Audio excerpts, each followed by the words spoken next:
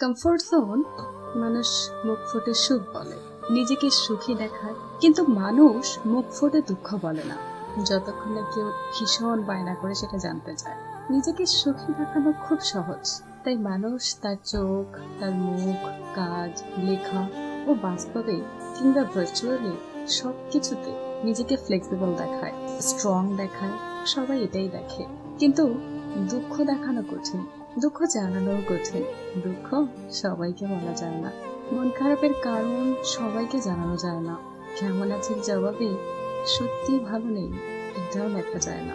দুঃখ বলার জায়গা কমফোর্ট জোন হতে হয়, শোনার আকুতি থাকতে হয়, হাতের সময় থাকতে হয়, ধৈর্য থাকতে হয়, চোখের শীতলতা থাকতে হয়। যার এই কমফোর্ট জোন আছে সেই ব্লেসিং, আর যার নেই সে মূলত একা, ভীষণ একা।